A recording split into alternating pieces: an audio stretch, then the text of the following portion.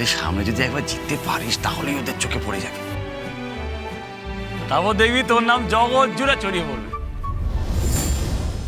জিততে তো আমি চাই রে মামা, কিন্তু শুধু নিজের নাম করার জন্য না, আমার মাকে ন্যায় বিচার পাওয়ানোর জন্য। খেলার সঙ্গে সঙ্গে আমাকে তো আমার মায়ের উপর হওয়া অন্যায়ের প্রমাণও জোগাড় করতে হবে। এ বাবু ফোন করেছে। হ্যাঁ দাদা বাবু, আমরা তো কখন পৌঁছে গেছি। হ্যাঁ এই তিরিং বিরিংকে একটু কোটটা দেখাচ্ছিলাম। না না এক্ষুনি ওকে হোস্টেলে পৌঁছে দেবো, আবার বিকেলে প্র্যাকটিস আছে, রেডি করতে হবে। ঠিক আছে, বলছি ফড়িং কি তোমার কাছে আছে? আছে তো, কথা বলবি? হ্যাঁ ব্যাং বাবু, জানিস এই কোটটা না আগেরটার থেকেও ভালো। সবাই মিলে রেডি করছে, কি দারুণ লাগছে দেখতে, কাল দারুণ খেলা হবে। আচ্ছা ফড়িং, তোমার নার্ভাস লাগছে না তো? আরে না না, নার্ভাস কেন লাগবে, আমার তো খুব ভালো লাগছে। আর এবার না কোনো গোলমাল হবে না, আমি সাবধানে থাকবো আর ভালো করে খেলবো। ঠিক আছে, শোনো ফড়িং, রাতে ভালো করে খাওয়া দাওয়া করবে আর তাড়াতাড়ি ঘুমোবে, ঠিক আছে? ঠিক আছে।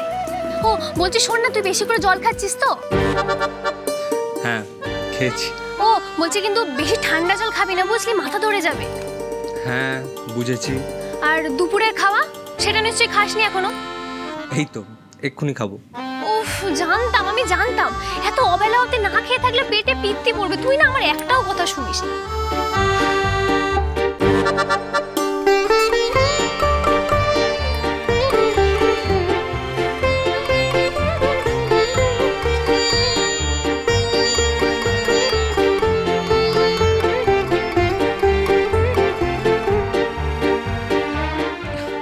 আচ্ছা বাবা আচ্ছা, আর বকো না, আমি তোমার সব কথা শুনবো, হয়েছে? হ্যাঁ শুনবি, না শুনলে আমার খুব চিন্তা হয়।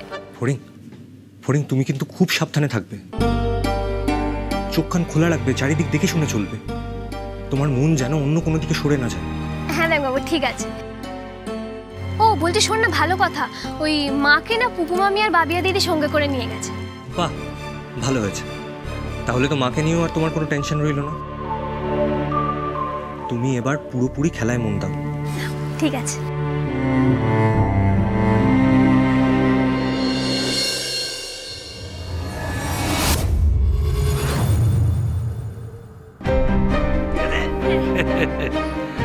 আগরে আমার খাসা বউ এনেছে। হ্যাঁ এবেটি চুলও বাঁধে, আবার চ্যাম্পিয়ন হওয়ার জন্য কোমরও বাঁধে।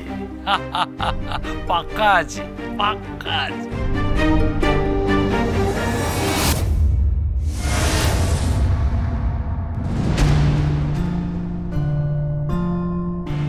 এবার তোমায় একটা কথা বলতে চাই রাধা।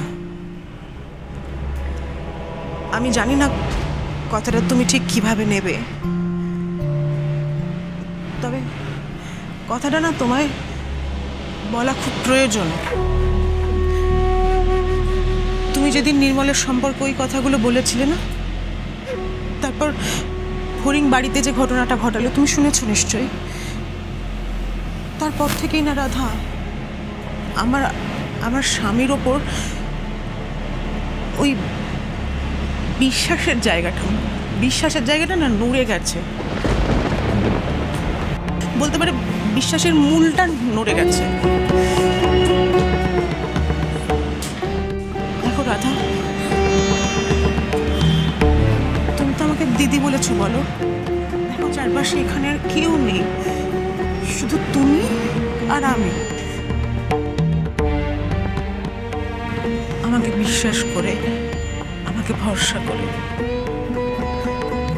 সত্যি কথাটা একবার বলো না প্লিজ। প্লিজ রাধা, একবার বলো, চুপ করে থেকো না।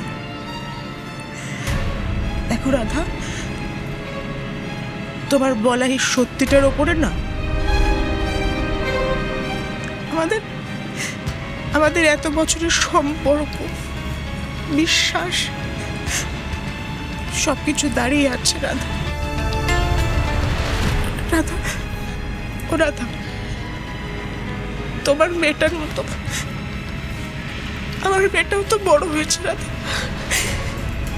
আজকে এত বছর পরে যদি আমাদের সম্পর্কটা ভেঙে যায়, আমার মেয়েটার জীবনটা নষ্ট হয়ে যাবে রাধা। এই টেনশনটা আমি আর নিতে পারছি না, বিশ্বাস করো। দেখো, বিষয়টা ভালো হোক খারাপ হোক, সত্যিটা আমার জানা দরকার না। আমাকে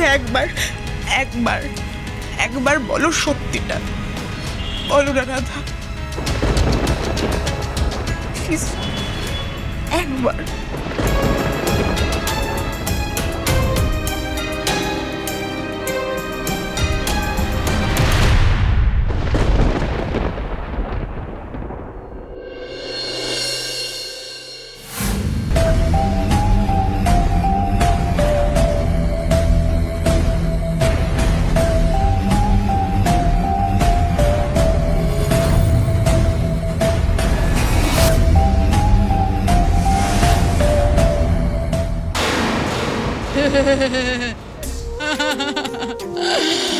তুমি আলতা ফড়িং নস্কর? হ্যাঁ, ঠিক ধরেছি। এসো ভিতরে এসো। দেখো তো সব ঠিক আছে তো বোন? হ্যাঁ, খুব সুন্দর। তা এটা কোথায় রাখবো বল? এখানে রেখে দি। শোনো, আমি এখানকার সব বুঝে দেবো,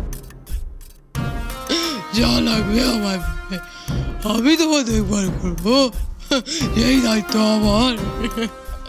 শোনো, যদি তোমার বাইরে থেকে কিছু এক্সট্রা লাগে তখনও তুমি আমাকেই বলবে, আমি তোমাকে ওই জিনিসপত্র এনে দেবো। দরকার পড়লে 200-300 টাকা এক্সট্রা দিয়ে দেবে, ভগবানের নাম করে, খুশি হয়। বুঝে গেছে তো? বুঝে গেছি, কিন্তু বলছি আমার কিছু লাগবে না, আর খাওয়া দাওয়া যা সব তো এখান থেকেই দেবে, আর আমি বাইরের কিছুও খাই না, আর টাকা পয়সা আমার কাছে তেমন নেই, বুঝলি, কি করে দেবো তোকে? ঠিক আছে, কোনো ব্যাপার না, ডিসকাউন্টে দিয়ে দেবো। তুমি তো আমার বোনের মতো, তাই না? আপনারা যত মেয়ে দেখলো সবার দায়িত্ব আমার, আমি সবার দাদা, সবাই আমাকে ভালোবেসে দাদা বলে ডাকে। তুমি আমায় বলবে, কোনো লজ্জা পাবে না কিন্তু। হ্যাঁ, আসে, নিয়ে যাই।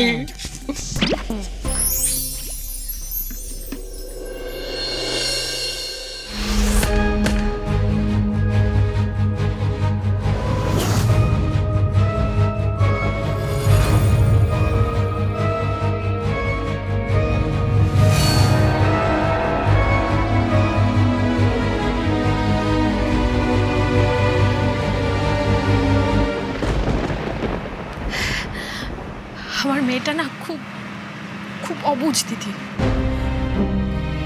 কিন্তু ওকে তো বুঝতে হবে। আসলে ও না আমার কোনো রকমের ক্ষতি সহ্য করতে পারে না, সেই জন্য হয়তো না বুঝে ওরকম করে ফেলেছে। কিন্তু ওকে তো বুঝতে হবে যে জীবনের কিছু কথা, কিছু ঘটনা ভুলে যেতে হয়, তবেই তো আবার নতুন করে বাঁচা যায়, ভালো থাকা যায়।